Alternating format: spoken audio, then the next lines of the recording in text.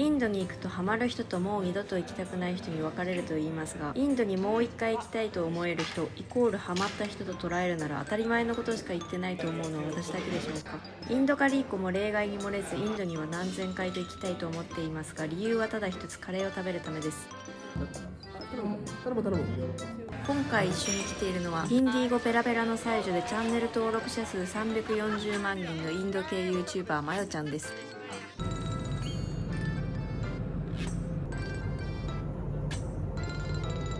ミャンマーとの国境に位置するところで、日本からだと飛行機で12時間ほどで行けます。今回は日本大使館とナガランド州政府の協力を得てやってまいりました。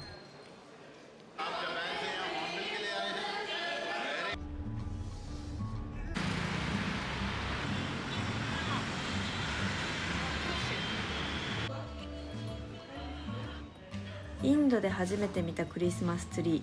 そう、ここは 90% がキリスト教というインドでも超珍しい地域で、黒板のメニュー表にはポークの文字。ポークカレーに出会える数少ない地域の一つです。私は迷わずナガターリーのポークカレーを注文しました。スープのようなものとポークカレー、そして1合ほどのたっぷりのご飯がついてきます。なんかスワンラータンになりそびれた野菜スープだ。メインのポークカレーはタケノコが入っているポークウィズバンブーシュートという料理で、ナガランドではよく見る組み合わせのカレーです。カレーといってもターメリック、クミン、コリアンダーのようなカレーに使われるスパイスは入っておらず、唐辛子とニンニク、生姜だけで作られたようなシンプルな味わいです。これをカレーと呼べるかどうかは大いに意見が分かれると思います。私はカレーかカレーじゃないのか、人によって認識が異なるカレーを教会カレーと呼んでいますが、間違いなくこれは教会カレーです。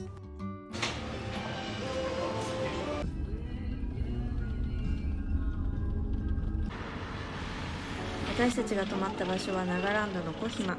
山間にある州都で、標高は1000メートルほどあります。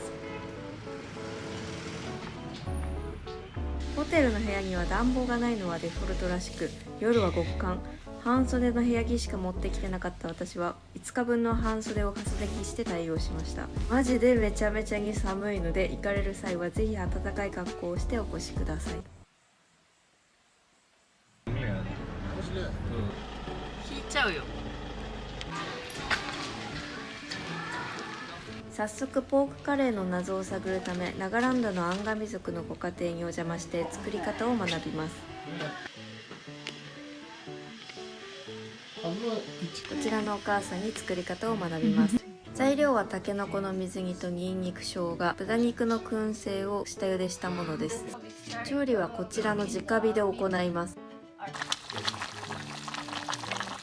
スパイスは基本的にやはり唐辛子のみ。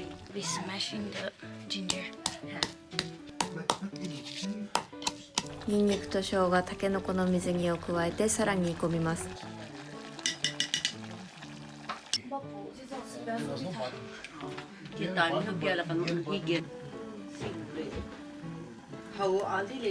豚肉からどんどん脂が出て煮詰まっていきます。私も火をコントロールしてみたいのでやってみました。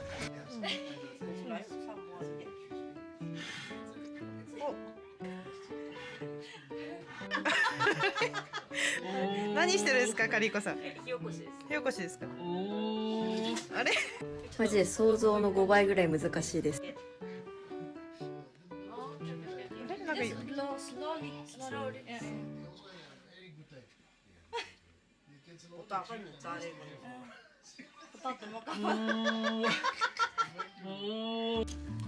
It is for chutney。カレーを煮込んでいる火で副菜を作ります。すごい、トマトを直火で振ってます。皮がこんがり焼けたら、これを冷水にとって皮を剥きます。熱そう。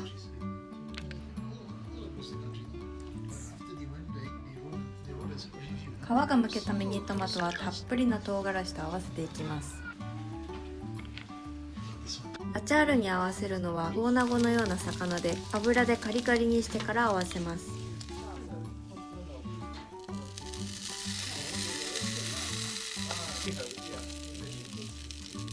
これらを混ぜ合わせていき、最後にコリアンダーを加えます。 Local coriander leaves. 見たことない葉っぱですが、これをコリアンダー、すなわちパクチーと言っているので、疑心暗鬼で香りを嗅いでみると本当にパクチーでした。わあ、いや、it smells coriander。お、すごい。全然コリアンダーっぽくないのにコリアンダーの香りする。これが実際の葉っぱ、嗅いでみると本当にパクチーの香りがします。これが豚肉の豚、とても大きく育ってます。最後の味付けは塩のみで決めます。やはりカレーの命は塩。塩が足りなければ味は足りません。食べる前にはお祈りを捧げます。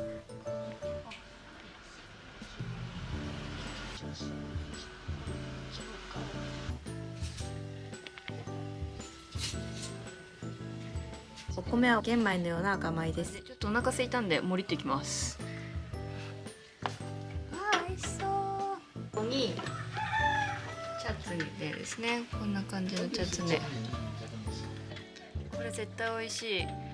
野菜いっぱい入ってるんですけど、ここにラードも入ってるんで結構旨味がありそうです。あと茹で野菜ね、貴重な茹で野菜。ちょっと取りすぎか？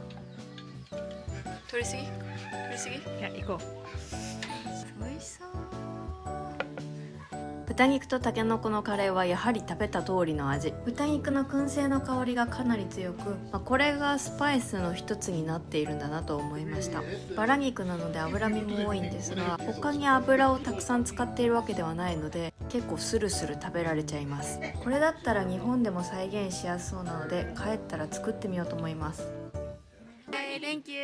バイバイ。ナガランドには実は桜が咲いています。日本とも共通項が多いナガランド。後半はこの旅のメイン、ナガランド最大のお祭りホーンビルフェスティバルに参加していきます。